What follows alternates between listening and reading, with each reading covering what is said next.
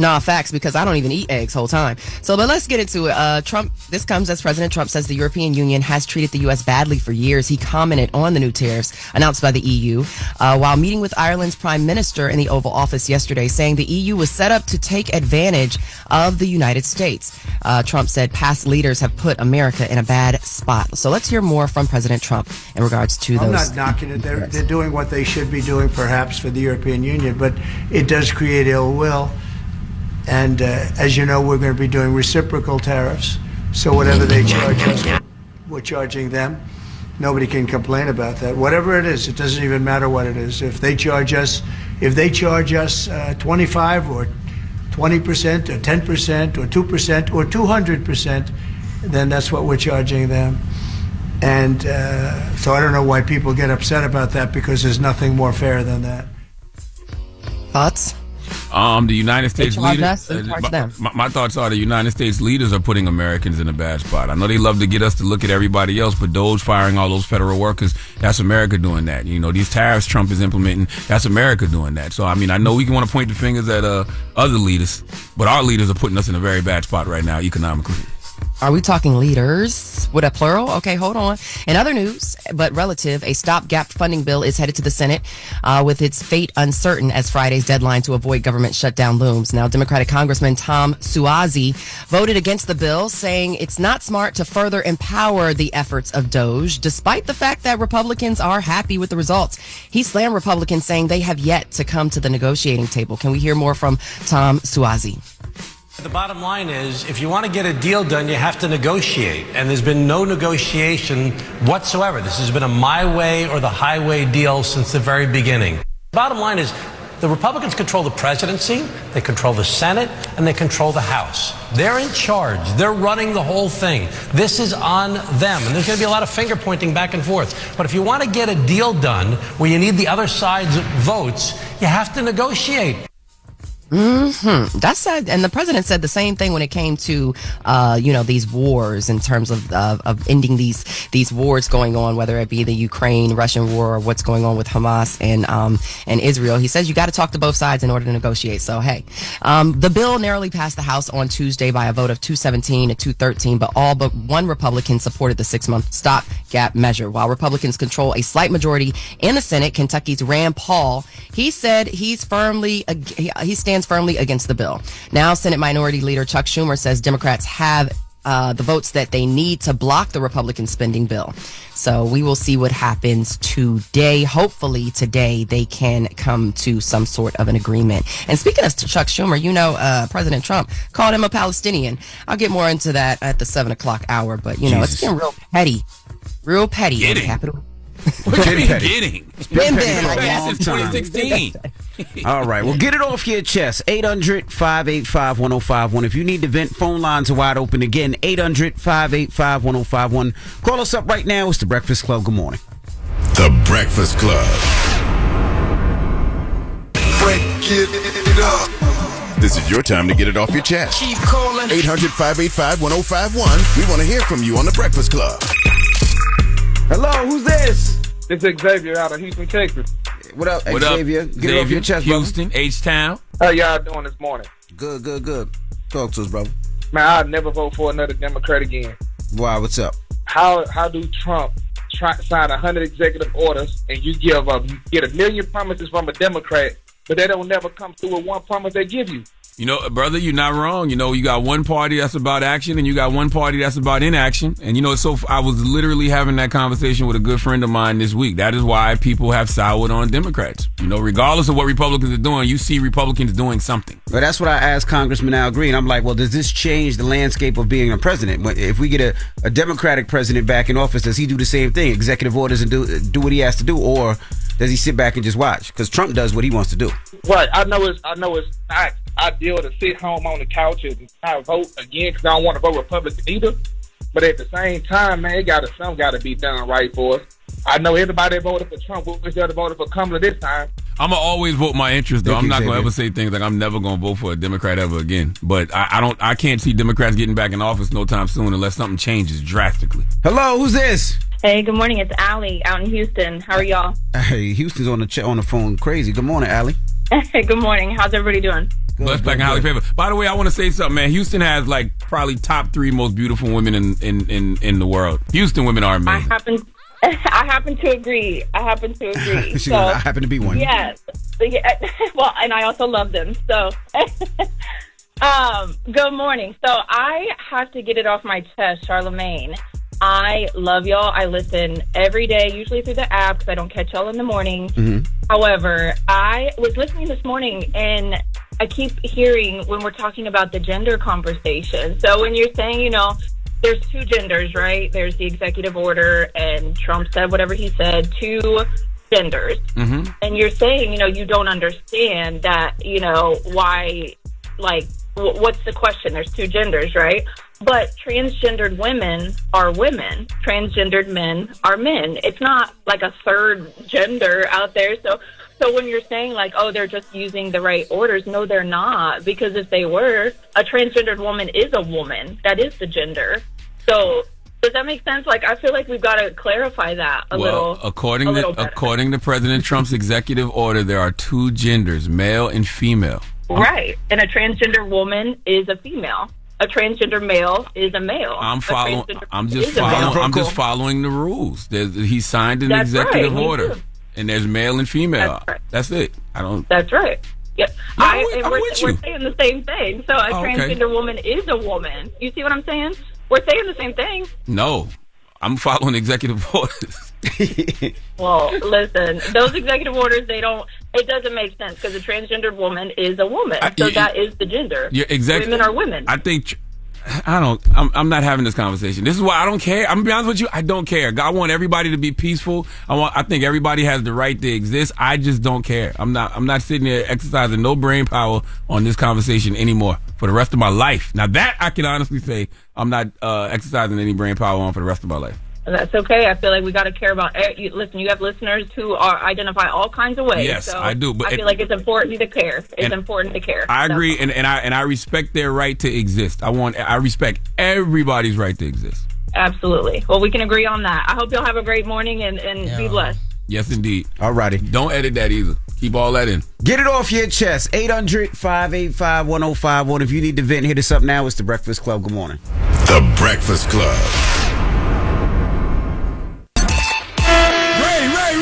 Yo, Charlamagne, Envy, what up? Are we live? This is your time to get it off your chest. I got an indoor pool, an outdoor pool. We want to hear from you on The Breakfast Club. We can get on the phone right now. He'll tell you what it is. We live? Hello, who's this? This Bird with a Y. Good morning. Bird, what up? Get it off your chest. Hey, I just want to bring notoriety out there to all the women that go out to the clubs. That it's still people out here spiking drinks and putting drugs in their drinks. Last Sunday, my wife, she went out with her friends, and I ended up having to take her to the hospital because somebody ended up putting something in her drink. Damn. I just want women to be more aware of what's going on out here. Damn. How did she catch it? Like, how did something bad not happen? Yeah, I was going to ask, did somebody buy her a drink or how'd she get it? Somebody ended up passing her a drink at the club.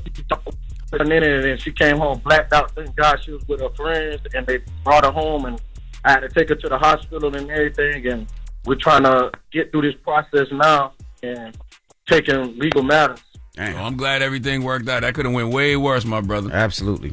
I know. Sex traffic is at an all-time high, and I want to give her TikTok a shout-out because she's putting out her story and getting support from all the women that's out there, and she's been through. It's a lot of women that said it happened to them at this club. Okay. Where is that? You got to tell the club. The TikTok is the Real B Family on TikTok, and the club is Rio. All right, brother. Thank you. Hello, who's this? What up, man? DJ Roques, aka Mr. Myrtle Beach. What up, Charlamagne, Envy? What's up, brother? 843, what's happening in Myrtle this morning, man? You already know what it is. Yo, this is Envy, man. Yo, Envy, first of all, I got to tell you, man, that song you produced with Jay-Z, it's called us for A-List. Like you said, I think it was Jay-Z's birthday or something. You played that song. I love that song. I played excellent. I love that whole song. Good look for that. From my old DJ album. Yeah, thank you, brother. Next, yo, I know you know people that know people, man. I'm a DJ. Myrtle Beach is a very diverse place. And people die a part of it all here in Myrtle. Got this song idea. I've been holding on for a long time, man. I know you know people that know people kind of records. I got the idea for artists like Bruno Mars that would be crazy, man. You know the song Rick Rubin did? I got Walk This Way to Run DMC Aerosmith. Yes, sir. Yo, it's a song that Bruno Mars could either get with either like Cardi B or Megan. I got a that would be a crazy remix. Why don't you produce it? Why don't you find a producer and produce it and then send it over to them? You got to produce it. You got to make it. Now I want you to make it, bro. I'm not making it. And talk like it's just so easy to send a record to Cardi B and Megan Thee Stallion. But he got to make the record. He didn't even make the record. Shut up, man. You gotta make the record. This man is in Myrtle Beach, South Carolina. You know what I mean? He don't have no industry connections. That's why he's calling the radio station to see if we can help him. But he's not. He didn't even make the beat yet. He's not. Right. I don't know what he's done. He said he what didn't. I'm saying to Evie, all you need to do, get my telephone number, double caller ID, or hit my Instagram, Levels, LEVELZ, off that number 2, DJ Rock, Level 2, DJ Rock, and let me pick you this ID, then go with it, bro. We can get paid together. That's what I'm saying. I love you to death, brother, but I don't deal with artists and producers no more. Artists are crazy, and I'll tell you what we'll do. We'll put you on hold, and we're gonna connect you with Trav. Trav is the guy who calls up here all the time. But you know, one thing that people don't know about Trav. Trav is a great songwriter and producer. He can help you out with that. There you go. I'm serious. You laughing because you know who Trav is. Trav is dope. I'm saying, but all right. Man, trust me. Listen. You never know who people are gonna be in the future, but I'm telling you, Trav got a lot of talent. That's not what he wanted to hear. He wanted you to connect him to Bruno Mars and Cardi B. No, that's not how things work. It's a process. Eddie, give him Trav info. 800-585-1051. Jess, you good? Yeah, I'm good. All right, we got the latest with Loren coming up. What we talking about? Yes, we do. Now, this is being reported, and if it is true, Teyana Taylor, she took Iman Shumpert to the cleaners. They have a multi-million-dollar divorce settlement. The news just broke. We're going to get into it. All right, we'll talk about that next. It's The Breakfast Club. Good morning. The Breakfast Club. Morning, everybody. It's DJ NV, Jess Hilarious, Charlamagne the Guy. We are The Breakfast Club. Let's get to the latest with Loren. Lauren be coming with straight facts. She gets them from somebody that knows somebody. She gets the details. I'm the homegirl that knows a little bit about everything. She be having the latest on you. The latest with Lauren LaRosa. Sometimes she have facts, sometimes she have details, sometimes she have a little bit of everything. Well, it's the latest. On The Breakfast Club. Talk to me. Alrighty, y'all. So as of right now, it is being reported by the Express Tribune that Teyana Taylor and Iman Shumpert have finalized their divorce, and that Teyana Taylor will walk away with millions in assets and other things. So to break it down, Teyana will get 4 luxury homes, according to the outlet, valued at over $10 million. She'll get a one-time 7-figure payout from Iman Shumpert. She'll receive a few cars, including a $300,000 Maybach, a $70,000 Sprinter, and a tour bus. She's allowed to remain in full ownership of her businesses. Iman is reportedly required to pay $8,000 a month in child support for their 2 daughters, and Iman will also have to cover the private school tuition of the babies, ensuring that their state of living and well-being is well kept. I don't believe what's it. left? I don't believe none of that. Yo, That story don't sound true at all. What's left? Nothing at all, if this is true. I've reached out to attorneys and representatives for Iman and Teyana, so I'm trying to figure out what's happening here, what's real, what's not. Because you know why I don't believe that story? Number one, because it sounds unbelievable, but also because it's only reporting on what Teyana allegedly got. If it's a divorce settlement, it would tell you what Iman got as well. Yeah, because the way that the report is like written, it's like they both agreed to this. And back in like June, there have been conversations and verified reports that they were actually at a point where they were having conversation and coming to an ending, and that they had like a deadline on it. So yeah, I feel like we would hear something from both And where was sides. this filed at, allegedly? What was this? Georgia. Georgia. Yeah, Georgia. And none of the story tell you what Iman got. Nope, not at all. I don't believe that story. I really don't believe that this is factual. That's why I reached out. But if whatever it is, got we'll some update. hot fire. He got music. That's why he doing music. Yeah, he just dropped a single yesterday, right? A day ago. Imagine Iman saying, "All I want is the studio." Nah, I saw Jess Like, with nope, the I didn't that's know what he we dropped need to music until I saw your video, Jess, that you posted. I was like, oh shoot, look at Video. him. Oh, the Jess with the mess. Yeah, I was like, oh wow, okay, Iman. Alrighty then. Yep. He Iman got actually bars. can't rap though. I will say he can actually Yeah, rap. no. He can rap and he can act. I mean, he in a lot of films. I like him as an actor too. Yeah, he's in some films. He's been doing some things. So Well, in other news, so you guys remember the track star who was caught on camera allegedly hitting her opponent with a baton as they were racing? Yes. So she has actually been charged with an assault charge after the viral clip. So the Lynchburg Commonwealth Attorney's Office reported to Daily Mail that they have actually issued a petition for 1 count of assault and battery against Alayla Everett. That is the girl that had the baton in her hand. Now, the track meet was in Virginia, and the person that she struck, the little girl she struck, allegedly is Kayleen Tucker. And they were running a 4x200 meter relay event at the time that this happened. Now, both girls have spoke out.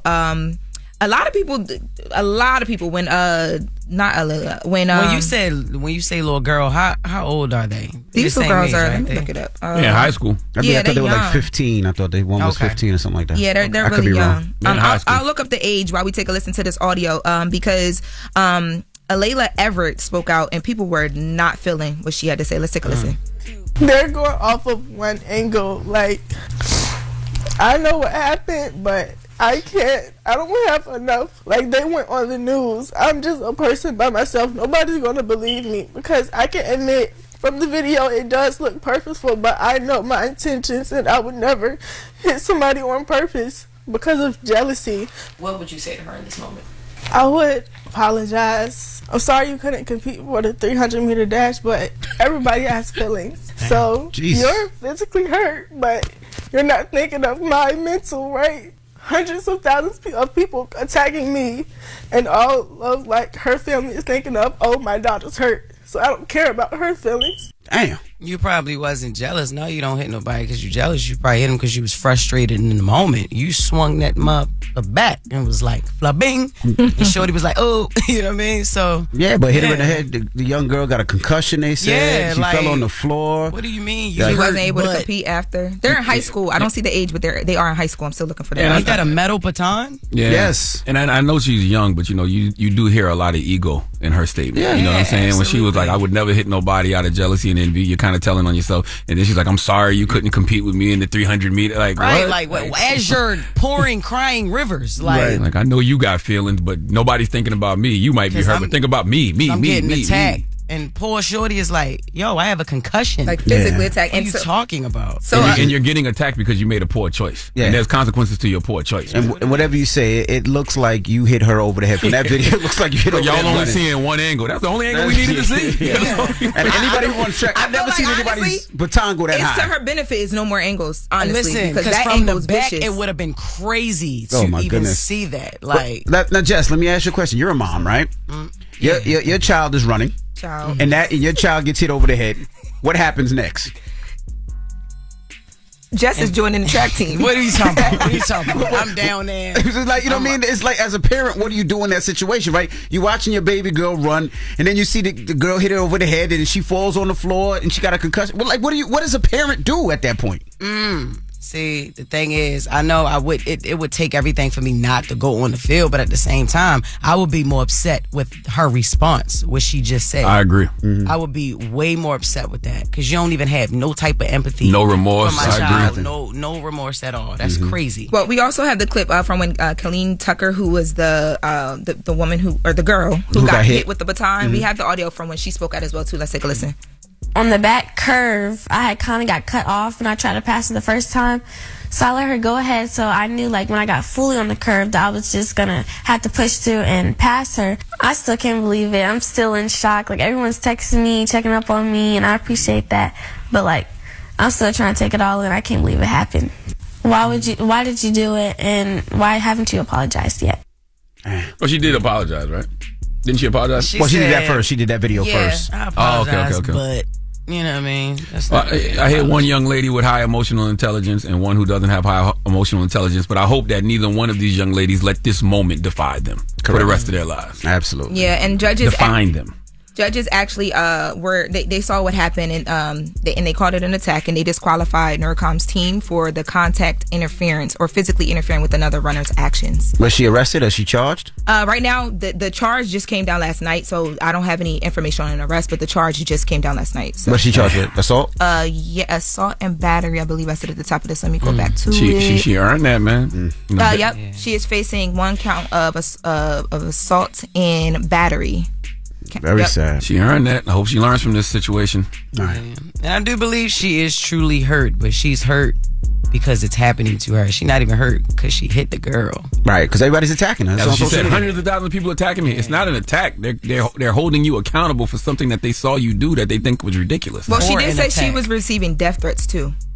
Alila Everett, the girl who had the baton, who allegedly hit the other girl. You know what's so crazy? That's kind of like that's I hate to say it, but that's a normal thing on the internet. You know? You gonna get somebody gonna threaten to kill you online all the time. It happens all the time. That literally just happened to me like a couple days ago. Yeah, happens all the time. When I used to be, I ain't been on Twitter since 2019, but when I used to be on Twitter, I would just wake up and tweet, thank you God for another day of life. And there'd be people, I wanted you to die. I wish you died this morning. So it's just like, that's kind of just the internet way. Yeah. I get it. I understand you should take all threats serious, but that's kind of like a regular common thing on the internet. Yeah, if you say something that somebody doesn't like, if you say something somebody doesn't like, they won't kill you immediately. Man, I hope you die. Man, people want me to die because I done told y'all that Shaq living like Neo, man. They in the comments talking about, Jess, how could you? Like, they madder than him. And I'm going back over there tonight. But it's the craziest thing. He like, go put his hose up now, though. If you go over there and you don't get a video of them white horse, I'm going to be highly upset at you. Yes, we need intel. He having a game night, yo, so I'm going to get some footage. I got you.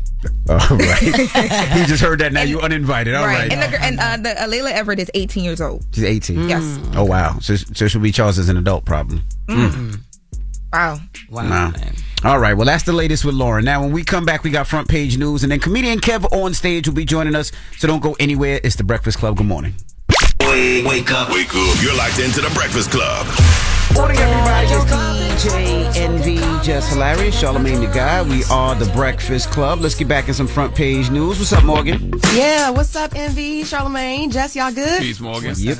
All right, so look, if you missed it in the 6 o'clock hour, we were talking briefly about how President Trump called Senate Minority Leader Chuck Schumer a Palestinian. That's real rich considering that Schumer is Jewish. So, yeah, he went after the Senate Minority Leader during his Oval Office meeting yesterday with Ireland's Prime Minister. And Trump called, yes, the first Jewish Senate leader in U.S. history a Palestinian. Let's hear that audio. And Schumer is a Palestinian as far as I'm concerned. You know, he's become a Palestinian. He used to be Jewish. He's not Jewish anymore. He's a Palestinian. Yeah, so Trump's comment comes as he was criticizing Democrats regarding, you know, of course, everything, the bill and just everything. Schumer has been critical of Israeli Prime Minister Benjamin Netanyahu. And during a rally last summer, Trump called Schumer a proud member of Hamas. So, you know, that's not cool. But, you know, that's our president. Meanwhile, New Yorkers should listen up. Okay, Borders Czar Tom Homan. He has issued a warning to New York Governor Kathy Hochul that ICE agents could soon flood New York if she doesn't cooperate with the federal immigration crackdown. Homan was in Albany on Wednesday meeting with GOP lawmakers when he issued the warning during a news conference. Let's hear more from Borders Czar Tom Homan. Sanctuary City is going to get exactly what they don't want. More agents in the community and more collateral arrests because you have forced us in the community because you failed to let us into jail. So Homan went on to criticize New York Governor Kathy Hochul's immigrant-friendly policies, but had nothing but praise for New York City Mayor Eric Adams for, quote, working with the Trump administration on rounding up illegals who commit crimes. What do you guys think? This is going to impact a lot of the listeners. I mean, if there are illegals that commit crimes, I have no problem with ICE doing their job. If they're illegals that are committing crimes. So would you consider being here, you know, not necessarily having your papers a crime? Are you talking violent offenders, or are we just talking just people just being here illegally? If they're here illegally, if they're here illegally, they're here illegally. Here's the thing: we're acting like this hasn't happened in America before. We do know. We're acting like the system isn't backed up. I mean, you could be a citizen and the system is backed up. I mean, let's look at what's going on with this. But you didn't say a citizen though. You said somebody who's here illegally. Right. Okay. So you're conflating the two. If you're a citizen, you're a citizen. If you're here illegally, you're here illegally. I don't know what to tell people. All right. Well, you know, this comes as the federal judge is ruling that a pro-Palestinian Columbia University activist will remain jailed in Louisiana following yesterday's deportation hearing in New York. Now, remember, Mahmoud Khalil, he is a green card holding citizen. He also had a student visa. Manhattan federal judge Jesse Furman has ruled that Mahmoud Khalil will remain held in Louisiana while he fights or weighs further arguments in the deportation case. Now, again, as mentioned before, he is a green card holder. He was arrested at his Columbia-owned apartment on Saturday night by ICE agents. evidence. The White House says his pro-Palestinian activism was anti-Semitic and pro-Hamas. His lawyers plan to file a new petition to free him, while federal prosecutors are filing papers arguing the case should be moved out of New York. Now, look at this particular case. Charlamagne, he's a green card holding citizen in the sense, or they have actually since revoked that card. But he's in trouble for simply protesting. I've been saying it all week. That's the story everybody should care about. Like I've been saying it all week. He has a green card. He should be able to protest. He should have freedom of speech. I may not agree with even if I don't agree with what he's saying, I agree with his right to say it. As long as he didn't break the laws, he should be fine. But when you're saying people are here illegally, that's different. If you say somebody's here illegally, and they're committing crimes, that's a different conversation than somebody who is an actual citizen who has a green card. What about illegally impending? You waiting on this, you waiting on that. That's where I was getting at when I'm saying the system is backed up. Because, when you say pending, you mean like they just ain't get their card yet? Yeah, they haven't got their card yet. They're going through the process. They're trying to, in the midst of them going through the process, you have all these crackdowns going on. I mean, you could try to go to the grocery store and get pulled up on by ICE. I mean, who knows? I don't know how that works. Is it like when you first get a car and you don't have your license plate and everything yet, but they give you something? You got to fill out certain documents, and documents got to be stamped. I don't know how that works. You're waiting for your passport. Like if you go and you waiting for a passport, but everything backed up. But what somebody else would say too, if you're in another country and your documentation is expired, they're gonna deport you as well. If you're in another country and you don't have the right documentation and you get stopped and you get pulled over, they're gonna send you out of there. Yeah, I mean, we're acting like ICE hasn't always existed in some capacity, and ICE hasn't always been doing things like this. You know what I mean? No, for sure. But then also things change with different administrations. You have refugee programs. There's all different types of things. Whereas now this administration is like cracking down. Just basically, if you're here, like you said, illegally, you got to go. Right? All right, guys, let's move on from this topic. But Colorado Congresswoman Loren is being criticized for her comments about black congressmen, the black congressman who disrupted President Trump's speech last week, Representative Al Green. Well, she referred to the Texas representative saying he was shaking his pimp cane at the president during a segment on a conservative cable network, Real America's Voice News, last Friday. Let's hear those comments from Loren Boebert. Pimp cane. For him to go and shake his pimp cane at President Trump was absolutely abhorrent.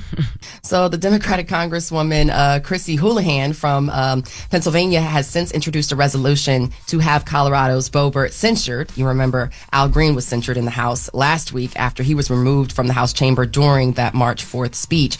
Green had stood up shouting while waving his walking cane, not pimp cane. And Houlihan says Boebert's comments were racist and derogatory. What do you guys think? It's crazy. I think everybody need to start conserving their energy, man, and pick your battles. I mean, there's so many things that we should be going at right now. It starts getting disrespectful when you say the brother got a pimp cane. It is a walking cane. Like what would he say? Only a hoe would know what a pimp cane look like. Like crazy. This is crazy. Like they got to stop disrespecting people. Now, I've heard way worse things said. You know what I mean? Than that is all I'm saying. You know, don't worry. You make me do want to have somebody up here who's an expert on deportations and immigration, because I just, like I said, we're all up in arms now about ICE saying they want to deport illegals. Obama deported a record over 400,000 unauthorized immigrants in 2013. They used to call Obama the deporter in chief. So I wonder what he was doing differently. That's all. I just want to know. No, sure. No, for sure. No, we like to pick and choose what we get outraged over based on, who does it. Yeah, so I just want to know, when they talked about the record high of deportation of immigrants in 2013 that President Obama did, I just wonder, what was the status of those people, Right. No, for sure. We should all understand. We should all come to understand exactly what's going on in our country. All right, y'all. Well, that's your front page news. I'm Morgan Wood. Follow me on social at Morgan Media for more news coverage. Follow at Black Information Network. Download the free iHeart Radio app and visit us at BINnews.com. I'll be out for a few days, and my BIN baddies, Bree and Mimi, will be filling in. So y'all hold them down and be nice, okay? Be nice. All right, y'all. Thank Peace, you. Morgan. Enjoy wherever you going, girl. All right, y'all. Now, when we come back, Kev on Stage will be joining us. We're going to be kicking in with Kev on Stage comedian. When we come back, don't move. It's The Breakfast Club. Good morning. The Breakfast Club. morning, everybody. It's DJ NV, Jess Hilarious, Charlamagne the Guy. We are the Breakfast Club. Loren LaRosa filling in for Jess this morning. And we got a special guest in the building. We have Kev on stage. Yes, sir. What's up, y'all? How you feeling? Good morning. Good. I've been wanting to hear that for a long time. How are you, my brother? I'm good, man. Thank you guys for having me. You know, there's some people who might know. I got a two-part question. Number one, who is Kev on stage, and who is Kevin Frederick? Oh, it's a good question. Kev on stage is probably the performative version of Kevin Fredericks. Mm-hmm. Kev on stage is a comedian, entertainer, pretty much do anything to make you laugh. I feel like Kevin Fredericks is a father, husband, business person. That's it. I think it's two sides. When I'm at home, I'm Kevin Fredericks. Right? I make my family laugh, but I'm not like, yo, let me see this boobity boobity boo. You know what I'm saying? But when I leave that house, I'm Kev on stage. Word. You know what I'm saying? So yeah, I think that's the difference. How'd you get into comedy, especially coming from the church? Yeah, I think you're a clean, quote unquote, clean comic, as they say. And when I say clean, I just don't cuss. Okay, I was about to say because clean has different connotations. Like you can be clean where there's no vulgar material at all. You don't touch certain subjects. I really just don't cuss. I talk about everything else in my life, everything else that I think is funny. I just don't cuss. I say too, though. Mm-hmm. Like as a church kid, I could not cuss. My mom would rather me bring home a child than to cuss. Really? Yes. Cussing was so bad. And a lot of church kids. Premarital sex? Oh, way worse. Really? Well, what's a little baby amongst friends and family? You can have a baby. But cussing in the house, she was like, absolutely not. And I didn't trust myself to cuss at school and not cuss at home like most of the church kids did. So I pretty much did, I had premarital sex. I just never cuss. But don't practice bad habits is what you're saying. No. I just never, I felt like they would catch me slipping. And it's actually really a tool for me in comedy. I think a lot of times you got to work a little bit harder if you ain't cussing. Sometimes cuss words are just funny. Mm-hmm. So you just throw it out there and it's funny. But to answer your question, my comedy started in church. Like making people laugh in church. After church, my grandma would be like, do that thing Sister Daniels did when she fell over. Do that person shout. Do how that person preached. And I would get to stay in the living room a little longer around grown folks and stuff like that. So once I realized, this gets me attention, this gets me perks, I started leaning into that.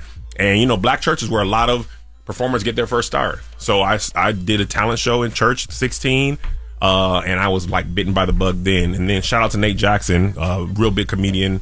Now he had a comedy club in Tacoma, and he let me do 20, 25 minutes at his club every Thursday for like 2 years. And that's where I really, really honed my craft. After college, I was just going there every week. And a lot of times we had a lot of regulars there, so I couldn't do the same material. So I'd have to like do new jokes, get better, do new stuff. So I think the church gives me the performance. The club helped me sharpen my tool. Like, what made you keep saying the N-word? Because I'm trying not to say the N-word no more. So what made you not curse, but say the N-word? That wasn't a cuss word to me. Yeah. Like, there was certain words that my mom... Charlamagne been saying it for 15 years. He's been trying to stop saying the N-word. Oh, have you? Yeah, but these be digging. It's hard not... You know what I'm saying? It's hard not to use it. I think, as a black kid, all my friends were saying it was in black culture, movies, TV, and it wasn't a cuss word to my mom. It wasn't on the list. Like, some people couldn't say lie. Like, my wife, she couldn't say lie in the house. My family off wasn't a cuss word. And just didn't really bother them. I didn't say it a lot at home, but it didn't raise no flags. So that was like the one curse word I could say. So I said it so much. I wanted to ask you about, we had Big Mack here, Big Mack, one of our producers, and he was talking about what you did during COVID. And he was very impressed of how COVID, who had everybody locked down, you made it into a business and a successful business. He said he's seen you go from small house to medium house to bigger house to different car to this, that, and the other. So tell the people what you did during COVID that was something that was totally different. Yeah, there were some other things in there, but that was the most visible. Shout out to Spectrum. Appreciate y'all. Keep Your Distance Comedy was our COVID comedy relief situation. So what I did in LA, obviously everything was locked down during COVID. And then we got the notification that you could have up to 25 people outside, socially distanced, 2 people here, 6 feet, 2 more people. And I could never do the Zoom comedy. I could never get into it because comedy is about timing. And that short delay from Zoom response, it threw me off. Some people could do it. I needed instant reaction, know if it's funny or not. So once they did that, I had the idea of like, okay, if we get people to come outside, luckily LA is warm and it doesn't rain that often, and we could split them up and get 25 people, I'll bring the comics in, we'll do COVID testing, put them up, and we'll live stream the comedy because we didn't have nothing to do. Like, we watching Versus, and, me and my wife was like, we was having like fight parties for Versus. I was like, she's making nachos, you know what I'm saying? We Y'all like have really the best getting parties. Yeah, like them Versus parties, the early Versus, that was the only thing to look forward to. Yeah. Like, new, interested, didn't even care about the quality. It was like, oh, Versus coming on. So I was like, what if we do that for comedy? And that's basically where the idea came from. I said, you running out of alley? It was like the back parking lot of our partner's studio. Like, it was a back parking lot. I mean, we literally had 25, 30 people max, maybe 35, including the comics. And we needed the comics. We were like, y'all stand here too, so we have as much audience as possible. We had to COVID test every single person. It was like $200 a test. It was crazy expensive.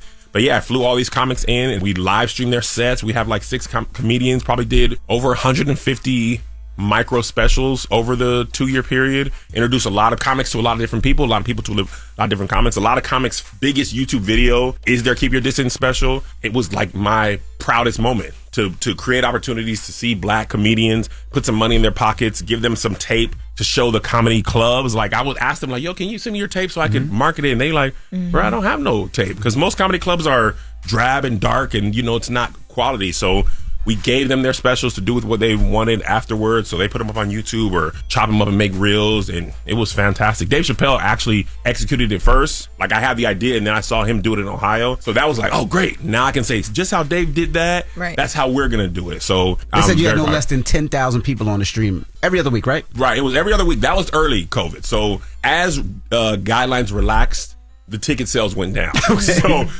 at the peak of it was 10,000 tickets, 14,000 tickets, and we were averaging about 10,000 tickets. And that's like just people who purchased. But people were having basically fight parties. They'd have 10, 15 people. So it was like almost closed circuit TV parties. So, but as each state, once Atlanta was outside, then it was less. Then Texas, it was less. But we did it for about 2 years straight, and it was fantastic. And now that's on Amazon. You can go watch those all those specials on Amazon. First of all, your partnerships go crazy. Yeah, because for real, Amazon. So I was going to ask you after that. I know you did something with Patreon with the women in comedy because you forgot the women a lot in the pandemic. No, I did it. I didn't forget the women. I made sure there was at least one black woman, and often 2 or 3 on every single show. Okay, every single show. Because I don't think I paid attention to that. Yeah. Because y'all don't see black women. No, because that's black women don't never see black women, but they always want to say men don't see black women. I know you from All Deaf Digital, so I've seen you work with so many women and like different people. I didn't think about that, but when I was researching for this, I saw something in Essence where you had talked about one of your homegirls was like, yo, like, where are the women at? Like, can we, like, hello? Yeah. And then you did the partnership with Patreon. Yeah, so Patreon reached out to me and was like, what do you want to do? And to continue my efforts to support black women. I know, that's because right. you was already having black women on there. Like, black women don't see each other. I understand. I understand. I pray about this all the time. Honestly, the truth is the ratio of comics, it's probably 8 to 2 men to women anyway. So to make sure I had a black woman, I had to, like, I was flying them out. At first, I was only doing LA comics. But after I ran out of LA women, I was flying them out, flying women from New York, Atlanta, There's everywhere. a shortage of black women in LA?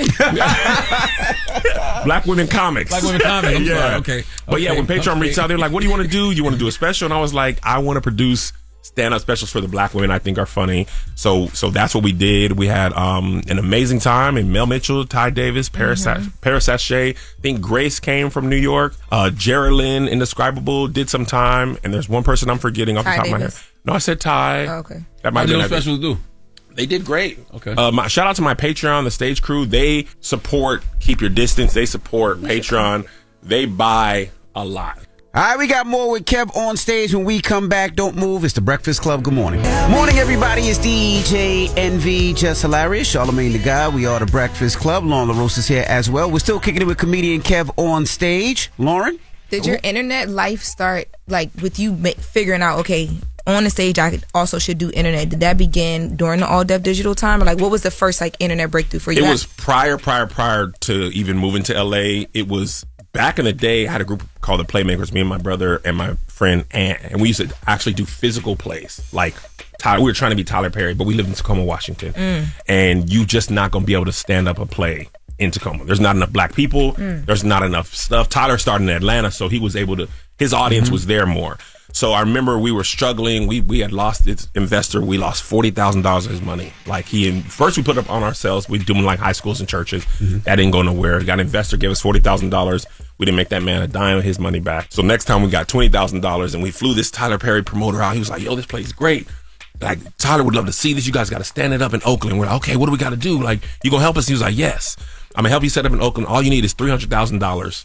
All you need is $300,000. I said, brother, I mean, you might as well be $300 million. At that point, I probably had $756 in my account. Like, me and my wife made just enough to pay those bills. So I remember watching like Billy Sorrells at that time. He did Things Black Girls Say. I'd already been watching YouTube, Issa and Dormtainment, Tim Chanarangsu, all those people. But it didn't seem like a viable business for me because I didn't know how that worked. But Billy Sorrells was a comedian I knew, and his video did like 9 million views. So I thought if we can go on the internet and make people laugh, then when we go do our plays, then people will be like, oh, I saw them on the internet. I'll come to the plays. Then as we started, first 2 videos we did, Things Black Church Girls Say and Things Black Parents Say. Both went really viral, 1 million views. At that time, that was a lot of views on YouTube. Still a lot of views. Still a lot, but that happens more often now than it used to. And at that moment, I was like, oh, actually, the internet is a thing of its own. Like, if we just do that we should focus on building that. And then churches would bring us out. We would do stand-up all over, the United States, doing me and my brother and aunt. And then after that, I was like, I need to do my own stuff. Like, pretty much instantly, I was like, I don't want to get boxed into just doing church stuff because then that's all people will let you do. So I started my KevOnStage YouTube page, which is almost at 1 million followers, which has been a goal of mine from the very beginning. Congrats. But it's been harder because the algorithm doesn't encourage you to subscribe like it used to because it's all just like recommended. But the internet became the goal. And since then, I've probably been making a video every single day. So to answer your question, it was those 2 videos. Yes. And then All Deaf. When I moved to LA, I got a job there. And actually, that was kind of tough because I had to take a step back from being talent because they were like, you are here to nurture the other people. You ain't gonna build your channel. You ain't gonna do none of that stuff. You do all that on your own time. And I got fired from Boeing previously, and I was like, I can't get fired from no jobs no more. And it was hard to get a job in LA. So I made sure I focused on those talent. You were from Boeing the plane company. Boeing the plane company. I was in there. So when you left, that's when the planes just started effing up. You did quality control. I have nothing to do with them flying. I have nothing to do with them crashing. Okay, all right. I was doing a little bit of work in there. I didn't do much in there. But All Deaf helped me to develop other talent and helped me to develop shows. Like my job, I was the head of talent and head of creative at All Deaf at the same time. So I helped, bring talent in, develop them, and also help develop those shows. So Roast Me, Great Taste, all those shows were developed underneath me. They were not my ideas, like Patrick and Teddy and Tahir and all those group, Meg, they would create the shows, but we would brainstorm and stuff like that. So you worked with Russell. Was Russell there at that time? He's the one who hired me. Oh, wow. Russell hired me. He called me. I had a meeting with him and I was pitching a movie and he was like, we don't want to do this, but why don't you come run talent for me? Called me as I left his house. And I started like within 2 weeks. When did you start noticing the comedy in the church? Like, do you remember that first thing that you saw in the church that you found funny? Oh man, absolutely. So many things. Sister Lewis Sister Lewis in our church. She might have been still alive, but you ain't say God bless her. No, God rest her soul. I didn't want to bring it down, but God rest her soul. Sister Lewis, I'm like, she got to be about 105. Sister Lewis, God rest her soul. Sister Lewis went on to be with him. But she went on to be with him. Oh my God, that is so tabernacle of you. But she worked like 2 jobs, but she loved church and she could never stay awake. So to wake herself up, she would yell out. So she fell asleep and, God is amazing. Like that. And everybody would look and it's just Sister Lewis. But she'd do it where you're preaching. In the most inopportune moment, she would wake up and scream out. And I was like, nobody is saying anything about this. So when we get home, I'll be like, y'all, and then we'd be eating dinner. I'll be like, y'all remember Sister Lewis? God is amazing. And my grandma and them would bust out laughing. And she did that for like my whole childhood, like 10 years straight. Nobody ever stopped her. Nobody ever said, hey, it's okay not to come. You can, rest. So that's probably the first thing I noticed that was funny. And that's the first thing I copied. Did you do that joke in front of her? Oh, yeah. And she thought it was hilarious. And she could never pronounce my name. My name is Kevin. She'd be like, Calvin. And I would always be like, Calvin. And my family thought that was hilarious. My great grandma was hilarious. She had a little, 5 o'clock shadow. Yeah, she was big prickly. She had George Clooney's same beard. Yo, I had aunts like that. Yeah, she was bearded up. You say you had that too? No, I had aunts like that. Like I had like I don't want to call them out. Well, they're not here no more. I had great when I was younger. I remember my great aunts down in Virginia. They were all very prickly. Yeah, and I was like, "Ooh, this is not supposed." I always was a little confused. Yeah, absolutely. So I'd make fun of my grandma, like, "Grandma, you got this. You got a beard." And that was my great grandma. My grandma, my mom, my whole family thought that was funny. We had a family of 9 in a 3-bedroom house, so laughter is what kept us like sane, I guess. And we had a dog too. It was like, man, we don't have enough money to feed us. Why we got the dog? But that was not unusual. You know what I'm saying? So we were poor, but we didn't know we were poor because we were full of love and laughter. And that's kind of how I saw the world. So that was my approach. Now your wife has been with you. Y'all been together 20 years, over 20 years. 20 years married. I was going to add that because when I'm watching you tell your story, she's reacting excited. like she can feel it. Like when you said the $40 thing, she was like, "Oh." Y'all are one of my favorite husband and wife content duo. I mean, and I know you got your own lane of things that you do, but like y'all together and then separately, it's just like I bounce back and forth sometimes between the two. Thank you. Has she always believed? Always believed. In God or you? Both. Always believed.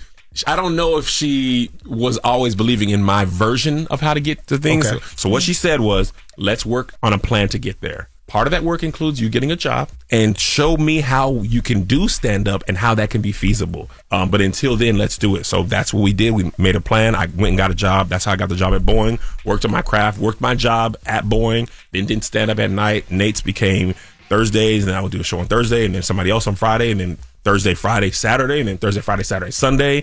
And now I'm like, I'm making some money, not much money, but a couple $100 here and there, which at that time was still a lot of money. Still today is a lot of money. Now comedy's paying for a bill here and there. First it was just gum, then gas, then the cell phone bill, then the electric bill. So then when the internet came in, and Awesomeness TV offered me a contract to write, direct, produce, shoot, and edit my kids' videos, now comedy became income.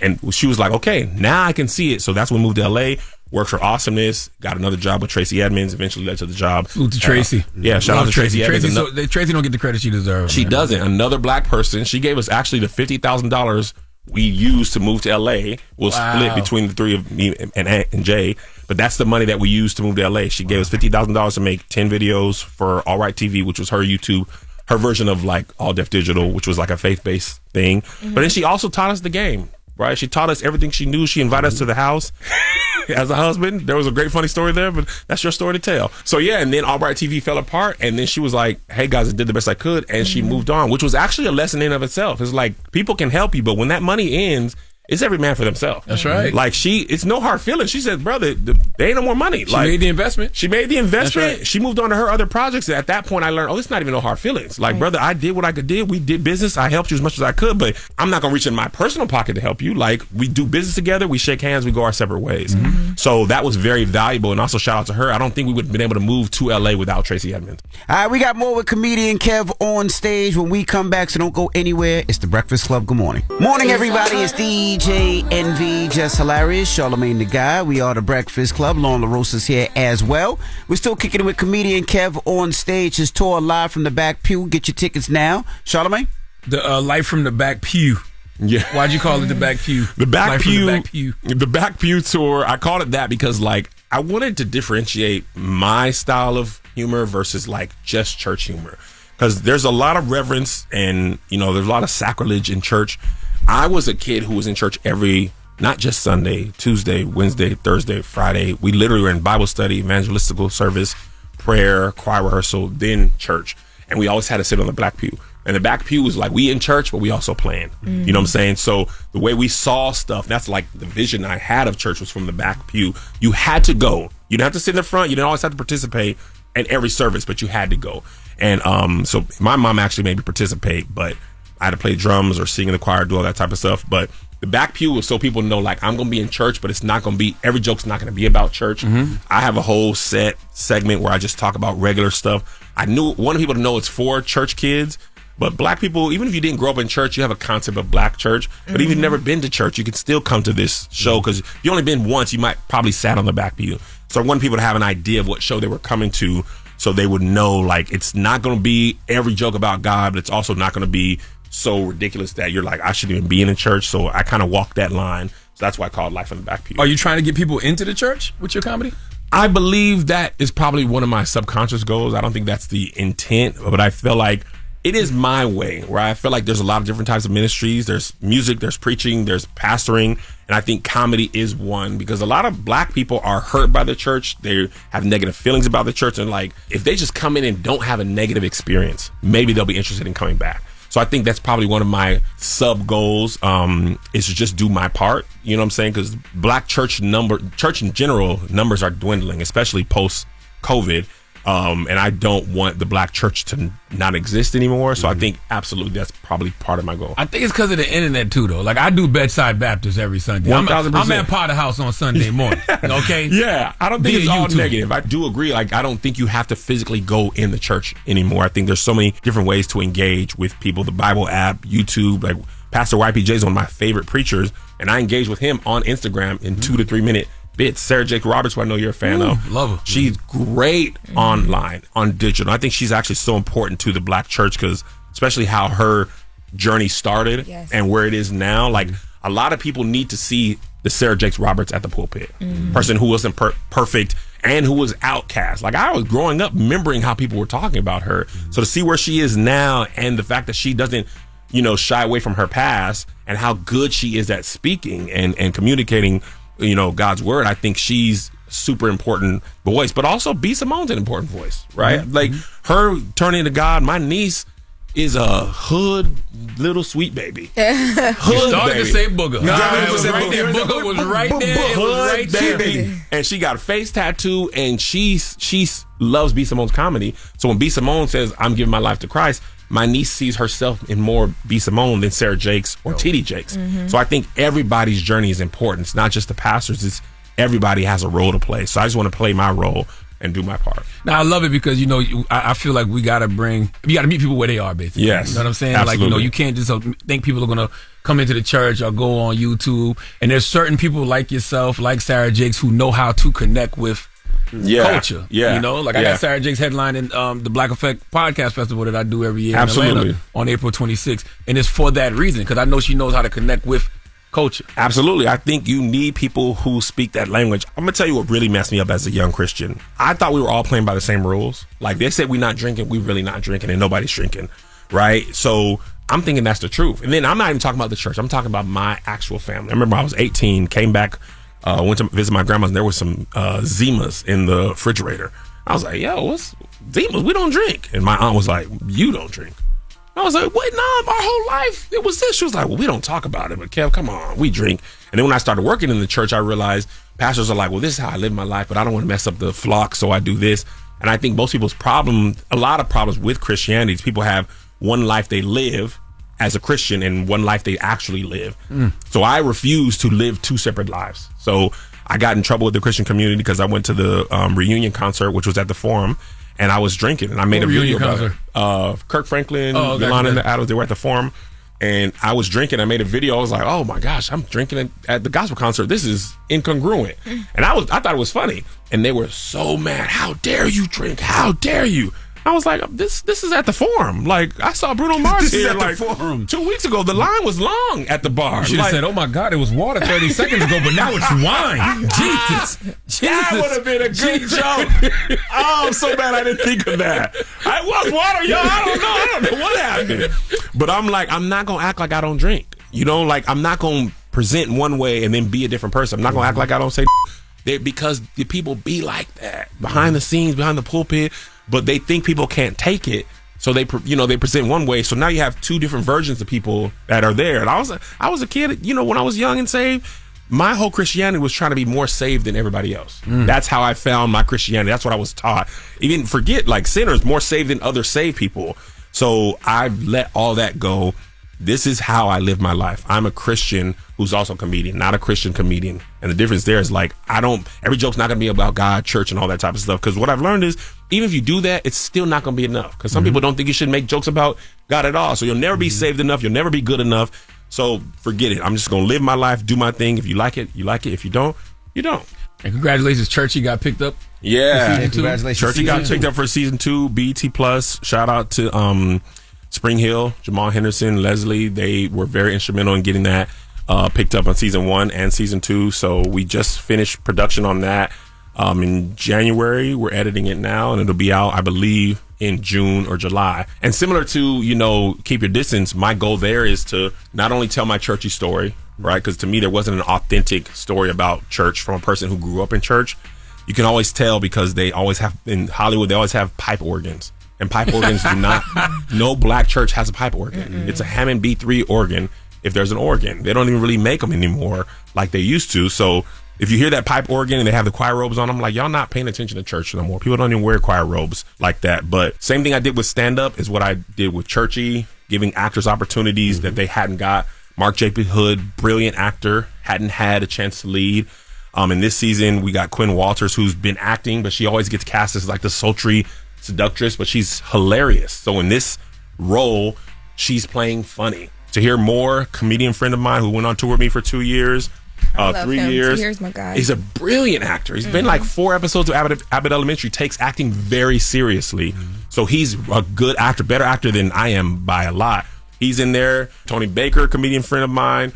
All these people can act. Tony, a real good friend of yours, right? Oh, yeah, that's my brother. That is my dog. Anthony Alfonsi, a brilliant actor. So all these people are getting an opportunity through me, and that's just in front of the camera. Dope. Behind the camera, black women behind the camera, black women in sound, black women costume designers, makeup artists, hair. I hired as many black people as I possibly could, because to me, as big of a problem in Hollywood, racism is a huge problem. Nepotism is much more dangerous, because nepotism, they're not even thinking, I'm going to exclude you. It's who am I going to hire? It's who I know. Well, congratulations, man. Absolutely. I always say if what you build only benefits you, it's not big enough. Yeah. So you're building some big things, my brother. Thank you. Absolutely. KevOnStage, ladies and gentlemen. And how can they follow you? KevOnStage everywhere. Whatever platform you're on, search KevOnStage. I should pull up. All right. Well, appreciate you. It's KevOnStage. Appreciate it's y'all. The Breakfast Thank y'all. Club. Good morning. Morning, everybody. It's DJ NV, Jess Hilarious, Charlamagne the Guy. We are the Breakfast Club. We play this song all the time. The Billy remix at the same time, around this time. Pick or choose. What you want, snooze or this? Neither. It's either one. 2025. All right. Well, let's get to the latest with Loren. Loren becoming a straight fact. She gets them from somebody that knows somebody. She gets the details. I'm the homegirl that knows a little bit about everything. She be having the latest on this. The latest with Lauren LaRosa. Sometimes she have facts, sometimes she have details, sometimes she have a little bit of everything. Well, it's the latest. On the Breakfast Club. Talk to me. Okay, so a crazy turn in events for Wendy Williams and her niece. And now her niece, Alex Finney, because there was a police report issued against Alex or claiming that Alex Finney, Wendy Williams' niece, broke the law because she took Wendy to dinner last night after Wendy left the hospital. Come on now. Yeah. So, okay. So what happened was after Wendy I was going to say, break this down. Yeah. After Wendy left the hospital, her niece, who flew in from Miami because her aunt's in the hospital, right, was like, they went back to where Wendy lives at the coterie place, right? So I guess they wanted to get dinner. I'm assuming it's because Wendy's been going through a lot of these last couple days. So on the way back to her place, they stopped and got food? No, they went back to her place from the hospital. Right. Once they're at their place, then they decide to leave and go to dinner. They let her out? Listen to this. So they leave to go to dinner. Now, they let her out was your first response. That was my first response, right? The police report that was filed basically says that Alex broke the law because she took Wendy to dinner, and the way that it's the way that it's put together is like as if she did it, like she like broke her out of there and took her. I thought they were leaving the hospital. No, it says that they went back to the place. They went back to the coterie after. I thought they were leaving the hospital, but before they went back to the coterie, they stopped for dinner. No, the reason why I'm making that point clear is because after they left the coterie and Alex took her to dinner, and then this police report was filed. It was filed while they were at the dinner, right? When they get back, they then talk to cameras, and we have that audio. But people close to Wendy wanted to make it clear Wendy can't leave the 5th floor memory unit without an attendant pushing the elevator button. Because it's locked. Yeah, it's a key. So in order for Wendy to get down, the building would have had to have known that she was leaving. Secondly, a person close, and this is a TMZ report, a person close to Wendy told TMZ that an attendant actually accompanied Wendy and Alex down to the lobby and opened the door of their Uber for them to get in to go to dinner. So then the police report is filed by the facility, and then once dinner is over, Wendy and Alex arrive back to the facility, and here's audio of them reacting to what happened. Our recent events have been unbelievable.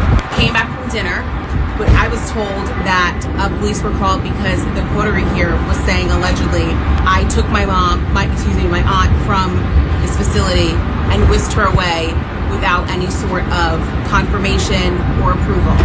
Which according to everything that we have learned in terms of this whole situation, wondering exactly how that correlates with the statements that the Guardian has made that Wendy is able to come and go as she pleases. Right. And that there are no family visits that are blocked. Clearly, they are lying to me when they say I can go out and do what I want to do. That's right. This is my niece, Alex. She just flew in from Miami, okay? I just came from the hospital. So we are going out to celebrate. But we're good. We're good. We're back in one piece. Yeah. Then they just send us a letter saying they can come and go. She can come and go as she please. That's what they were referring to. That's a damn lie. Yeah. And then yesterday too, there was a story that broke about the judge in Wendy's case. It's a woman named Lisa Sokolov. This judge fired off a letter to Wendy's attorney, and she is very upset. Which I don't understand. Yeah, she's very upset with Wendy and just some of the things that have been happening. I guess, things that have been said in the media and stuff like that. She referenced a prior hearing in which she ordered that Wendy be moved to a new facility, that was a big thing of hers. But more restrictions, right?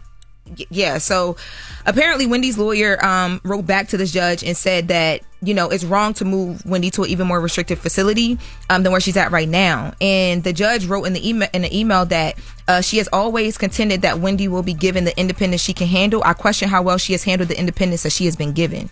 Now, multiple sources with direct knowledge tell TMZ that the judge is pissed that Wendy has been speaking to the media in a bad way about the Guardian. The guardianship in the she's facility. telling her truth. In the facility that she's in, which she calls the luxury prison. They were also told that the judge has repeatedly warned Wendy not to speak to the media. In the beginning, Why you don't want her to speak to the media? Because you don't want her to talk about this clear abuse of power that's going on? The next sentence says, although the judge never explained why she had a problem with Wendy speaking to the media, but in a very recent email, the judge showed her hand pretty clear. She told Wendy's lawyer, tell your client that if she wants a jury, she should refrain from trying to poison the jury pool. So basically what the judge feels like it's kind of unfair because Wendy Williams, now they realizing Wendy's body, like who she is. Yeah, but the fact that if she didn't speak, she'd still be in this process and she wouldn't get a chance to be heard. But my question is, what's more restrictions than this? Because she can't go when she wants to leave. She can't leave the floor. Right. She can't go outside. Right. She can't visit her father. The next What's step more is right, restrictions? And that's my point. Like, why are they treating her like a prisoner? I feel, and I hate to play the race card, if Wendy was white, the media and a whole lot of people would be raising a lot more hell about this. Yeah. Like, because I don't understand it. Like, you got, two individuals, these two miserable people wasn't scenes. raising hell about Britney Spears. Huh? People wasn't raising. That's how she got free. The free Britney movement. That went on for a long time before. She got free. Oh, I get what you're saying. No, you get what I'm saying? Britney was in the conservatorship for a while, but I think that was based off her father. Yeah, but I think what happened was once you started hearing about Britney, it got louder and louder. We learned a little bit more of the details, and we felt like, okay, the free Britney fan's not crazy. Then it got loud, but just to your point, she was there for a minute. A long time to get her out, is what I'm saying. No, but I feel like the media should be allowed, especially after those two last stories that you just read about what the judge is basically retaliating against her for speaking to the media, and then they file a kidnapping charge against her niece yesterday because she took her to dinner. Come on, man, that's nuts. Yeah. And to clarify, because I know there were some questions about them going to dinner, whatever. What I'm told, I just got an update. The reason why they went back to Wendy's, where the facility she lives, before they went to dinner is because they wanted to change clothes, because Wendy just got out of the hospital. She wanted to freshen herself up before they went and grabbed some food. If you just sent a letter to us, right, the Breakfast Club, saying that a person can come and go as they please, that's crazy. then when they do go, you file a kidnapping charge against them? That don't make no sense. Come on, man. Yeah, kidnapping is crazy, but that is it for the hour. All right, that's the latest with Loren. And don't forget, get on the phone lines right now, 800-585-1051. Jess Fix My Mess. If you're having relationship issues or problems, you can call us now. But we got Donkey today up next. What we talking about, Charlamagne? Man, I am just so sick of, these YNs and their organized crime. But we'll discuss for after the hour. All right, we'll get to that next. It's The Breakfast Club. Good morning. You're checking out The Breakfast Club. Your execution on the donkey of the day is something to behold. Is it a read? They gave me Donkey of the Day, and I deserve it. People need to know. Well, you need to tell them. I am. Because you have the voice. Tell them. Tell them. It's time for Donkey of the Day. It's a read, but you're so good at it. You're trying to be a fake ass Charlamagne. There's only one Charlamagne to God. Damn, Charlamagne, who you giving Donkey of the Day to now? Well, Sexy Red, Donkey of the Day for Thursday, March 13th goes to 5 Memphis men. Mikael Sanders, 18, Rashawn Bryant, 22, Jordan Smith, 19, Mondre Cole Mays, 18, and Desmond Sudbury, 18. All of them have been arrested. And your Uncle Charlotte needs to let all you YNs know something. Please, please, please stop with the organized crime. Seriously, man. If you can create, a criminal enterprise, then you also have the brains to start some type of small business. I'm just sick of hearing about young people coming together to form drug rings and fraud schemes, even organized theft. If you can put so much time and energy in doing the wrong thing, then you can put that same time and energy into doing the right thing. Okay, you youngins are not applying yourself properly, and you could be, and that's what frustrates me the most. Okay, unity and group operation is a must, but why do we only seem to see unity and group operation when folks is coming together to commit crimes? And this country not playing with you, okay? They are ready at all times to introduce you to their good friend Rico. And these 5 Memphis men, sadly, are the latest example of that. Would you like to know what the criminal behavior was? Would you? Everybody take a deep breath. Come on. Take a deep breath, because this type of organized crime is triggering. Let's go to the Miami Herald for the report, please. Tennessee cops say traffic came to a halt at a downtown Memphis intersection when 5 men leapt from their car and began twerking before baffled motorists in Tennessee. It happened Monday, March 10th, about 3 blocks east of the Mississippi River, and the dancing was still in progress when a police lieutenant drove up. What the officer saw was a 2016 Chevy Malibu blocking traffic at a green light, and 4 men twerking around the car outside. A 5th man was spotted dancing on the car's hood. The 5 men were taken into custody so the offense would not happen again, and they were charged with obstructing traffic. The men ranged in age from 18 to 22. A motive behind the stunt was not released. 5 Memphis men got together to disrupt the lives of law-abiding citizens just trying to go about their day. A vehicular blockade caused by booty. That's what this was. Hey, Mikael, Rashawn, Jordan, Mondre, Desmond, when you were scrubbing the ground, cheeks to concrete, did you think about the ambulance you may be keeping from getting to the hospital?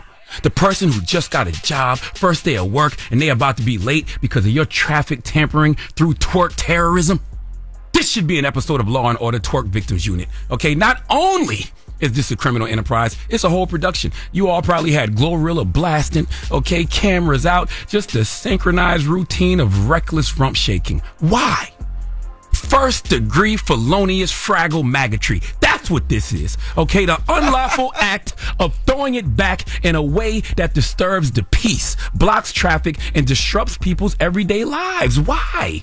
We cannot let the ass cartel get away with this. Are we really going to sit back and allow an underground network of professional rump shakers to disrupt society?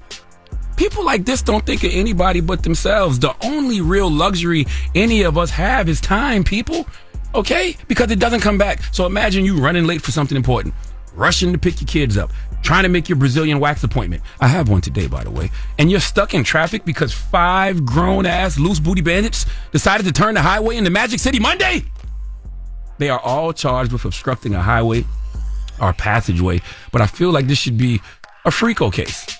This is a FRICO case, okay? There has to be a stiffer punishment for this organized booty movement because this was a coordinated effort to weaponize the wobble in public. Where is President Trump to sign an executive order to stop this street stripping syndicate? Huh? If he doesn't intervene, this could get out of control. Okay, men will mimic this behavior all over America. This could get out of hand. Do you really want criminal organizations dedicated to twerk-related infractions popping up all over the country? Do we really want booty trafficking? Diddy, don't you answer that, okay? The illegal transportation and distribution of reckless twerking across state lines, do we need that? Let's do better. Please give Mikael Sanders, Rashawn Bryant, Jordan Smith, Mondre Cole Mays, and Desmond Sudbury the biggest hee-haw.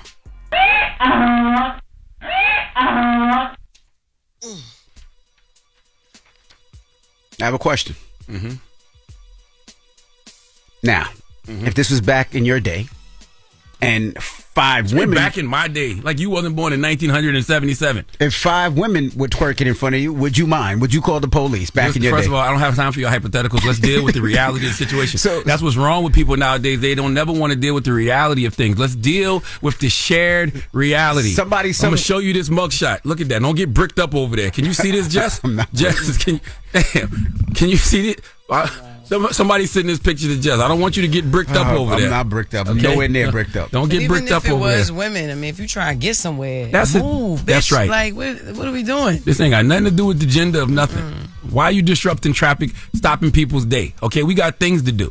You just hopping out of a 2016 Chevy Malibu to twerk in the middle of the street for what? In 2025? Come on.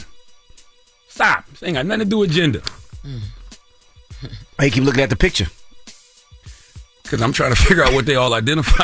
That's why. There's one with red hair, right? You know what? Hey, It don't matter. There was an executive order signed about You're right. You're absolutely right. All right. All right. Okay. Well, they say this pride every day. What are you talking about? All right. Well, thank you for that dog of the day. Now, when we come back, Jess Fix My Mess. 800-585-1051. If you need relationship advice or any type of advice, you can call Jess right now. And somebody said, Jess, can you fix the damn president? Jess, she can help, but she's not a miracle worker now, all right? All right, but call Jess right now. It's The Breakfast Club. Good morning. The Breakfast Club. Me. Tell her, baby. It's the real deal. Help me. Help me. Oh my God. I'm all up in your mess. I'ma fix it. Fix it. Fix my mess. Fix it. Fix it. Jess gon' fix your mess, cause my advice is real. Morning, everybody. It's DJ NV, Jess Hilarious, Charlamagne the Guy. We are The Breakfast Club. It's time for Jess Fix My Mess.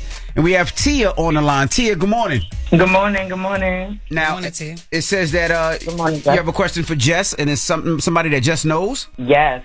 We are from Baltimore. I live in Atlanta now. This person I'm talking about lives in Atlanta, too. You familiar with Jess? Well, who? He was part of the one of the camera crews that shot the video for the last movie. Well, one of the movies you did in Atlanta. Dang. She said.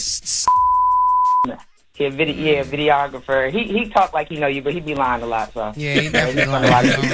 He don't know me. But you got a baby by him, and what he denying a baby? What was going on? No, we got a baby with each other. We was together for like a year or whatever. But when I found out I was pregnant, he got real upset and basically was like, "I'd rather die than be a dad." And I was like, "Okay, but you knew this, and I already had one abortion for you." So we was together. It wasn't really working out. One day he got mad, bust my window. So you already had an abortion with y'all. So y'all were pregnant before, and you got an abortion. Exactly, and I had the first abortion without a problem. Okay, and then he tried to manipulate me, like, why you even do that? I was like, you don't want no kids. But then I started dealing with him and was like, this is a wrap, because I want kids. So when we got back together, he was like, all right, I'm ready.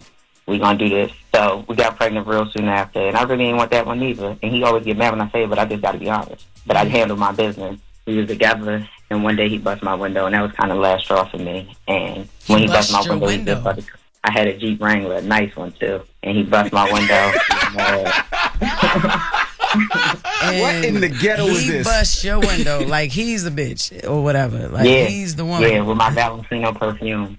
But his name is. Pull him up. He done did a couple. Like I said, he done did some work. He might have just been a cameraman. You ain't pay no attention. I looked him up. I don't see him. You can't even really fix my mess. But I figured maybe if I blast him, and since he claimed he knew you and everything. Yeah, you want him to take care of his son. You want him to take care of his son. His daughter.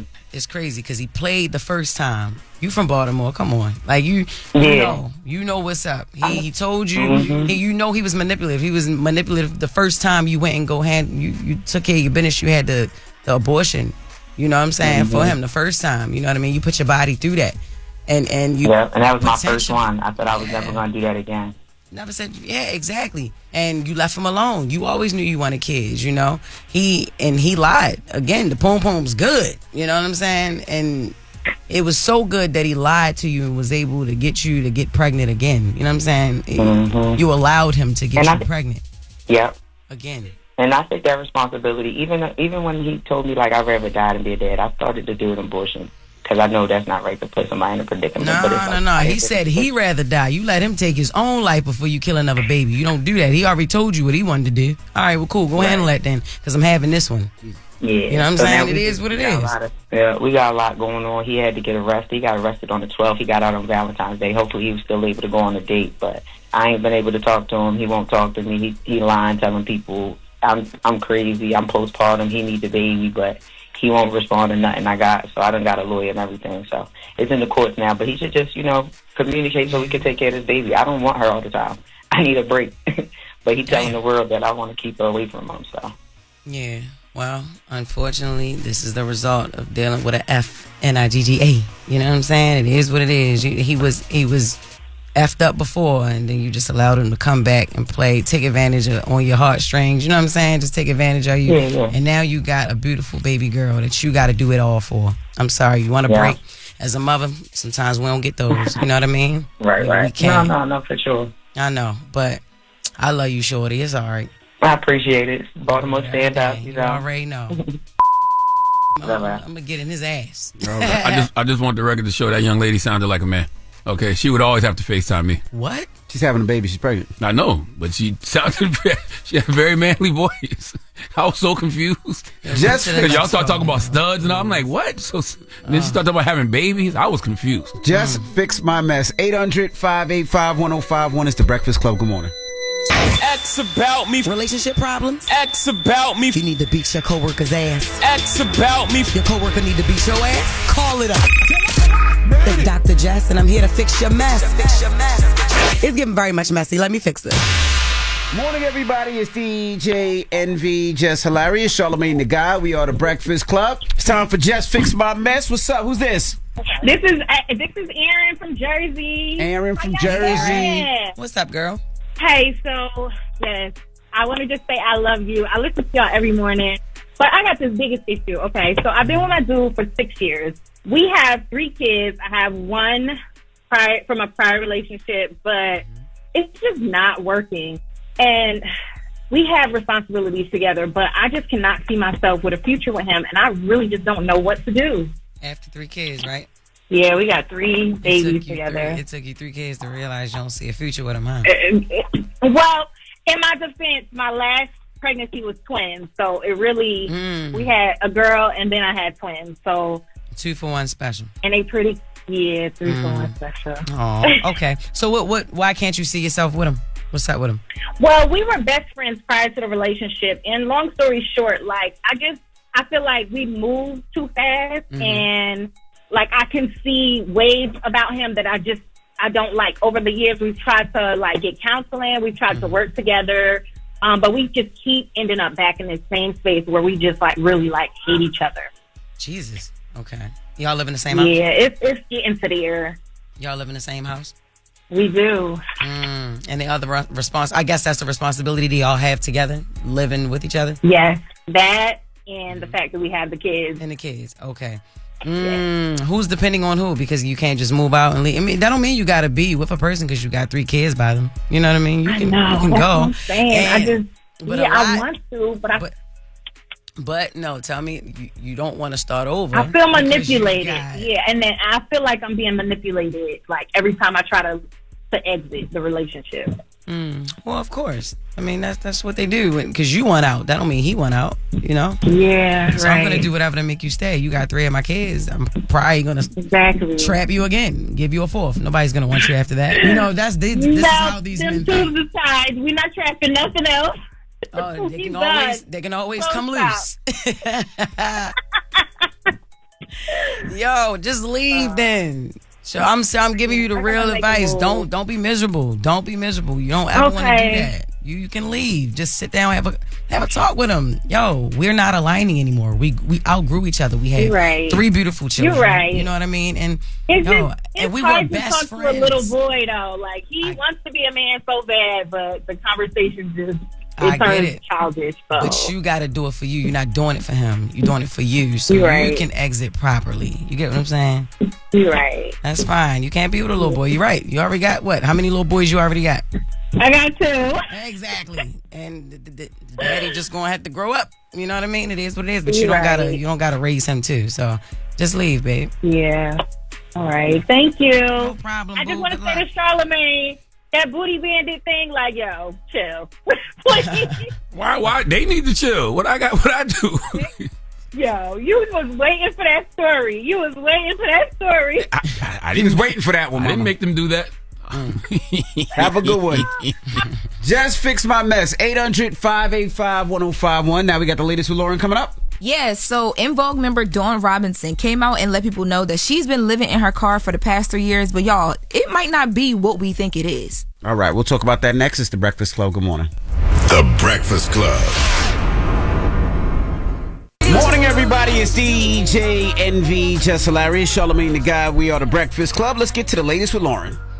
Loren becoming a straight fact. She gets them from somebody that knows somebody. She gets the details. I'm a homegirl that knows a little bit about everything. She be having the latest on this. The latest with Lauren LaRosa. Sometimes she have facts, sometimes she have details, sometimes she have a little bit of everything. Well, it's the latest. On The Breakfast Club. Talk to me. So yesterday, a video went viral of En Vogue member Dawn Robinson, who announced in the video that she has been living out of her car for some time. Let's take a listen to Dawn. Guys, for the past almost 3 years, I have been living in my car. I said it. Oh my God, it's out. I've been living in my car. If you guys were with me, in 2020, I did like 105,000 interviews. In the interim, I was living with my parents in Vegas. And that was wonderful until it wasn't. I love my mom, but she became very angry. And a lot of her anger she was taking out on me, and I was her target all the time. And I was like, I can't deal with this. Yeah, so she said out of respect, she decided to move out of her mom's house because she didn't want to get into it with her mother, of course. And she said that at the time she had a person that was co-managing her that knew what she was going through, because when she left her mom's house, she went to her car. She was there for a couple days and was like, yo, you can't be in your car in Vegas. Come on over to LA. I'll help you out. She got to LA. Things didn't work out the way that she thought that they would. He didn't have the room for her that he said that he had. He put her up in a hotel for a bit, for some months. It was several months. And it got to a point where she was like, this is too expensive. This makes no sense for either one of us. Like, I got to do something better. So she wanted to live in the car. It's not that she was forced to. Well, okay, so because I seen they En Vogue does shows. They just did the All Star. Yeah. They on the road. She's no longer in the group though. Oh, yeah, she left the group. I believe she left the group in '97. I'll double check that. Damn, yeah, Dawn that went solo, right? Yeah, she tried to go solo. Yeah, so Don't Let Go dropped in 1996. She left the group in 1997 because she wanted to go solo. Gotcha. And there's always been a conversation around like how bad their contracts were and stuff like that, and how they weren't able to really eat off of how their big songs. Gotcha. But Envy, your question. So when she got to LA, because she had done the car thing a bit in Vegas, when she got to LA. She ended up back in her car, and she kind of made the decision, but she didn't do it because she financially had another option. Gotcha. Let's take a listen to Dawn talking about her decision to live in her car in LA. Guys, this is not like, oh my God, poor Dawn. Oh, what was me? It's not that. Like I said, I'm learning about who I am. I'm learning myself as a person, as a woman. If you would have said to me while I was in En Vogue, you're going to be living in your car one day, I'd be like, huh? How can I do that? I won't be able to live in my car. We say that we can't do certain things before you even know we're capable. Nisa keeps telling me that when people find out, when the fans hear that you're living in your car, they're going to be so proud of you, because I am documenting this whole adventure. I'm glad that I made this choice because I needed to go through this fire. If some of you are on your spiritual journey, you may know or may have heard of Dark Night of the Soul. That's when you go through like a period of isolation, separating yourself from family and friends. I needed to do this alone. If I needed to do this for me. That's horrible, man. I mean, you hate to see anybody in that situation, but then when you think about like just the storied career she's had, from En Vogue to Lucy Pearl to she was acting. She put out a solo album, like to do all of those things, and you've been living out your car for the last 3 years. That is horrible. How she framed it, like how she looks at it, is like, nah, I'm not looking for sympathy. Like, I've learned how to live. I've learned to be okay with living in my car. Like, yeah, she turned it into a positive. And I think she has a YouTube channel. It's called Official Dawn Robinson, and she's been documenting this for months. Her journey. I was watching yesterday, and she talked about how she got into there's like a whole community of people who live off the grid, and those people are people who choose to live in their cars. And there's different things you have to learn about how to isolate your windows in the rain. She got to cover her windows so nobody knows who's in the car. She talked about her dog passing away in the process of this and getting through that because he was living in the car with her. Like, don't talk to strangers. Yes, it's a ton of different things that she's been teaching teaching herself about this moment.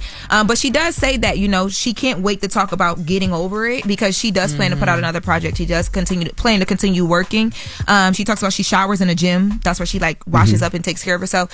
So it seems like, I think she's doing this because she also mentioned in the pandemic how expensive people realized things were, and they chose to do the same thing. Things are just really expensive right now, and it makes more sense for her to do it. And I think mentally this is a challenge for herself. She learned how to live her life homeless. Like she learned how to do that basically the proper way. You know, it's as crazy as that sounds, but so now people just gotta run it up. She on YouTube, like run the views up so she can get that check. But my thing is like, where they gonna send it? Probably to her manager's house, I would assume, right? She could, with YouTube, might have a P.O. box. But with YouTube, though, your payouts happen monthly through a bank account, so she could open a bank account. She still got a manager?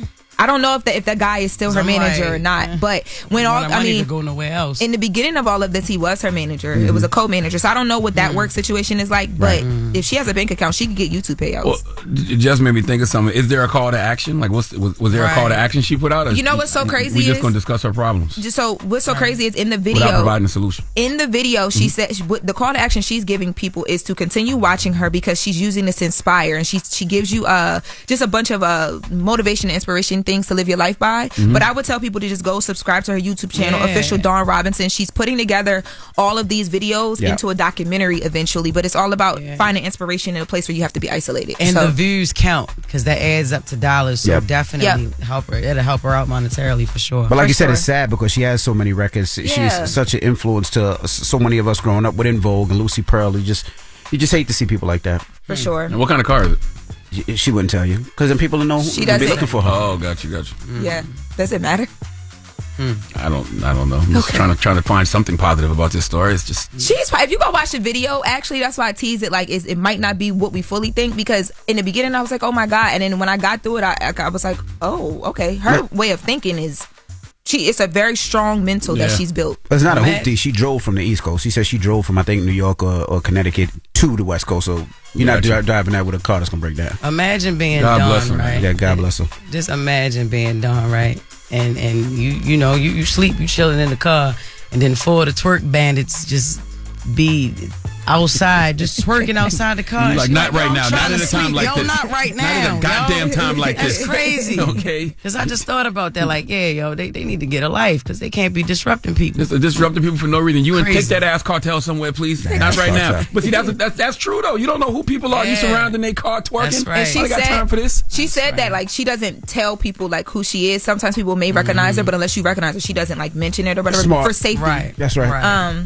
But yeah, definitely God bless her, man. Because the reality of the situation, that could be anybody at any time. Yep. Yes. And that's why I said go watch it. Because that's what I want to know. I want to know what got her to this point. Right. Forget what she is now. What got her? What led to this? Yeah. Well, she has a series of videos. I do suggest you go watch it. I think her mentality in this is strong for what she is going through. And why did she wait 3 years to say something? No, she's been talking about this. She's been talking about the financial struggles and stuff like that. But I think this is the first time she directly admits I'm living in the car. Because even in the video, she's like, "Ooh, I did it finally." God bless her. Do one more. You can do one more. Yeah. So one more, real quick. To all the Drake fans that always come at us for us commenting on things of the show, the whole show. I want y'all to understand that. Don't say the whole show. I want y'all to understand that not only are you guys paying attention, but Drake and the team are too, because the Plot Twist page posted a take in here that you had about his music. Let's take a listen to the audio. It's like old Drake. What are you talking about? No, y'all gotta listen to this in whole from start to finish. Did you listen to it? I didn't. Okay. Yesterday was my birthday. The last thing I was thinking about was Drizzy. I do like the album that he just dropped. Remember, I was saying that we ain't, you did. You told me. I told you, and I told you Nokia was the one. And he's getting back to the women, women music. Like, remember, he used to make music strictly for women, and this what that was. Jess, you switch-sided. By the way, this is why I don't take nothing personal that Jess do or say, because Jess is just a moody mother effer. Jess said, I don't like the album. Did you listen to it? No. Like, man, let me find out. Then the next day, I love it. I love the album. Jess is a moody ass more. All right? Let Jessica go through whatever she's going through. Let me find out you the reason he posted that Instagram caption, letting people know he was on his way. Oh my God. No. The album is cool. I don't know. I just had an opinion too quick. That's all it is. It's like, whatever, it's the politics of things, guys. And, it's all right. What is the plot twist, by the way? The plot twist is Drake's alleged Finsta page. And they happen to post things in a timely manner whenever something happens with Drake. Yeah. So the fans believe that this is the OVO squad and Drizzy himself. And I just wanted Jess to know that Drizzy cares about the more. Also, by the way, the more you know in the random thoughts. By the way, I knew exactly what the plot twist page was, but as a hater, okay, I don't know what the hell it is. All right. God. Well, that is the latest with Loren. And it was a great album. It's a great album. I like that. Well, let's start off the mix with some Drake. It's the Breakfast Club. Good morning. Wake up. You're locked into the Breakfast Club. Morning, everybody. It's DJ Envy, Jess Hilarious, Charlamagne the Guy. We are the Breakfast Club. Salute to Kev on stage for joining us this morning. Good brother Kev on stage, man. I love to see brothers like that winning, man. Mm-hmm. And he out here doing it with his wife. Him and his wife been together for mad long. That's right. And he got a black woman as a wife. Okay, I respect it. Salute to Kev on stage is very, very funny. Clean comic, and it'll make you laugh like he cursing. Like, he's very, very funny. Absolutely. And tonight you back in Atlanta, right? Yep, I'm back in Atlanta. Yo, let me just listen. Shout out to Atlanta. Let me tell you something about Jess Hilarious. I sell out venues during the week. I said it. Yeah, I said it. Listen, if I can get you to come out from work, right? Your kids got school the next day. Crazy. During the week. I did this to test myself because I used to sell out. Lines used to be down the street, you know what I'm saying? Monday, Tuesday, Wednesday, Thursday, whatever. I'm still doing that. All these years later. Atlanta, thank you. Pulling up. I got a standing ovation. Shout out to some very important people in the building last night. There's going to be some very important people in the building tonight. Y'all, Atlanta, get your tickets. Oh, I don't even think there's no tickets left to get. Damn, sold out. Love y'all so much. Atlanta Comedy Theater, I will be there tonight, y'all. And look, I couldn't do the meet and greet. I know y'all upset. Shout out to 96.1 The Beat. I know if y'all listening right now, I didn't do the meet and greet last night because I had to be up in this in the studio. That's right. To be at work, y'all. So I know I said I was going to do it, but I looked up and it was already 12:30. I had only a few hours of sleep, y'all. So you can't do it tonight either. I cannot do it tonight either. I'm very, very sorry. I didn't even think it through, y'all. I got to be up at 4:30 to be on the radio, to be in here at 5:30 to be on the radio at 6. So I'm sorry. But next week, Cincinnati, Ohio, your girl Jess Hilarious will be there Friday and Saturday at the Funny Bone. We got 2 shows on Friday, 2 shows on Saturday, and I will be doing meet and greet there. We don't believe you. I ain't got to be on the radio Saturday and Sunday. Okay. So I ain't even, you know what I mean? So yeah, Cincinnati, I'm coming back to Ohio, y'all. Y'all make sure y'all get y'all tickets, JessHilariousOfficial.com. If you want to meet Jess in Atlanta, you got to go to Shack House. So listen, when you go over there, when you go over there, get video of the white women. Okay, but you saying it on the air, he gonna be like, you already said it on the air.